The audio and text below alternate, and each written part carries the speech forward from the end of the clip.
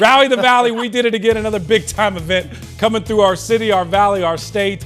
And boy, did you show up and show out. Listen, does our city know how to throw a pretty cool party or what? So for sure. So many cool events throughout the city for all ages. I love the bounce parade that happened on Saturday. And speaking of downtown, South Carolina head coach Don Staley kind of said it best. You can tell how invested the city is into women's sports by just checking out the streets. Did you see all the people on the streets of downtown on Saturday? The vibes, the crowds. To me, they rivaled that of a Super Bowl. It was pretty impressive to see. Shout out to the Phoenix Host Committee for putting on a first-class event.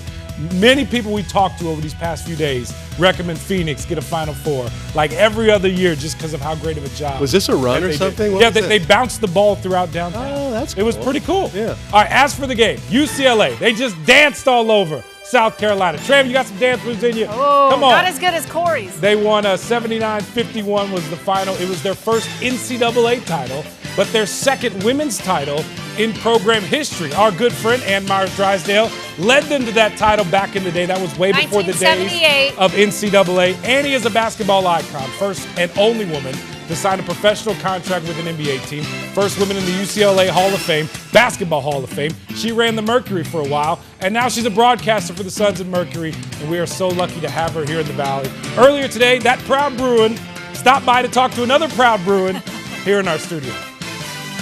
Yesterday, when they won, how did you feel? Did that bring back memories of your win, of UCLA's first national championship win, pre-NCAA era? What was that like for you? Well, very emotional. And when you say pre-NCAA, the NCAA has to get it together. Yeah. I mean, honestly, AIW, they've got to honor the past because they honor the coaches in all the sports, women's sports. They honor the coaches in their wins, but they don't honor the teams and athletes. And it's about time that they start thinking about doing that. But Billy Moore, who was my Olympic coach in '76, would coach us to a championship. We had 6 freshmen. This team had 8 seniors. Right. And but Billy Moore, we won the championship. So watching these women on the floor and having all the confetti.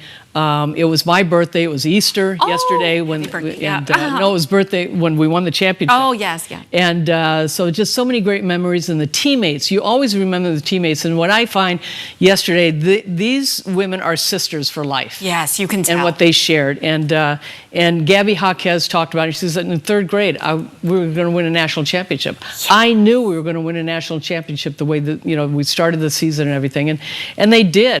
I was watching this game yesterday, guys. All I could think about was Annie, and they kept showing her on the broadcast, and they did mention that team from 1978 that won that title. I was texting her throughout the game, and when they won it, I just sent her a big smiley face, and she sent one back, and it was so great to see her today too as well. She's just such a proud Bruin and such a proud She really moment. is. Yeah. Listen, UCLA is one of those teams you just can't help but root for because of the way they handled themselves, the way they played basketball, the game, all the above.